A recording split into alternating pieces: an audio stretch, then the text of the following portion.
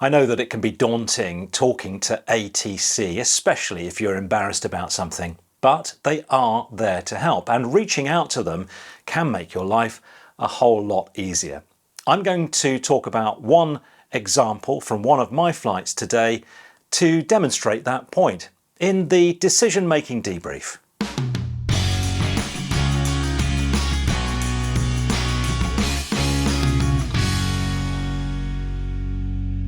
Very often in these debriefs I share examples of my poor decision making and we go over what I could have done better. Today I want to share an example from a flight more than 5 years ago where talking to ATC and telling them that I had a problem was a really good decision. It's also an opportunity to prove that ATC are there to help you, especially when you really need them. So I was about halfway on my flight from Harden to Biggin Hill in this PA-28, and I was within Bryce Norton's Class D controlled airspace under a clearance. Did you feel unwell? Yeah. And then my son announced that he wasn't feeling so good. Okay, well, look out the window for a bit, get your bearings, put a bit of air on. You've got your bag. This reminds me how bumpy they are. Just as we left the zone, things got worse. Golf Oscar Romeo, leaving controlled airspace. Report changing en route. Workload, Golf Oscar Romeo. Thank you. Romeo, basic service. Basic service, Golf Oscar Romeo. Feel really ill. Feel really ill? Do you want me to try and land somewhere? How long's left until we get there? More than half, well, about half an hour or so. I decided to find somewhere to land as I didn't think he was going to be able to hold on. Prize, Golf Oscar Romeo. Golf Oscar Romeo, pass message. Oscar Romeo, my passenger's a little bit airsick. I'm wondering if you can coordinate diversion to Oxford and give me a transit through your zone back the other way. Golf Oscar Romeo, clear Bryce controlled airspace, transit VFR, no altitude restriction. Transit VFR, no altitude restriction. Golf Oscar Romeo, thank you. My poor son sounds very unwell, doesn't he?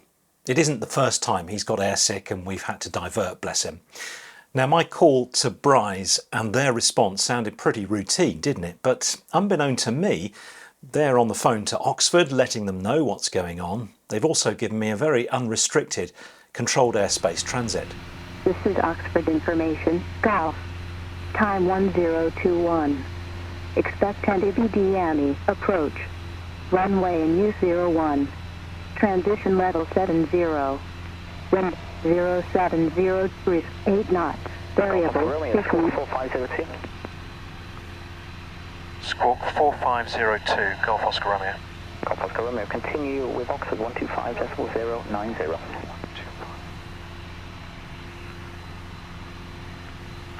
Continue with Oxford 125.090, Golf Oscar Romeo, thank you.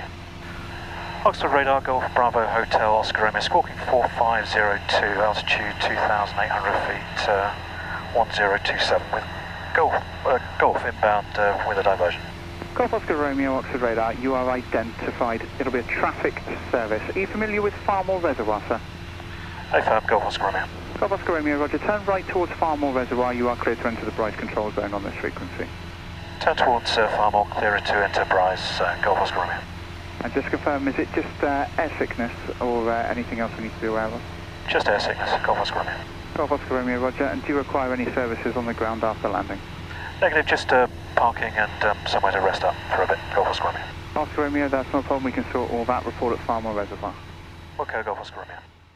What's interesting about this is that the controller is showing a real level of understanding and curiosity with his questions.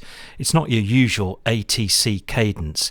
And they're checking I'm happy with my routing, checking if I need any further help. They clearly have a great awareness of what a situation like this means for a private pilot. A higher workload, a diversion to a potentially unfamiliar airfield, and the risk of a cockpit distraction. Golf Oscar Romeo, you're tracking now towards that Farmore Reservoir. It is a radar control service.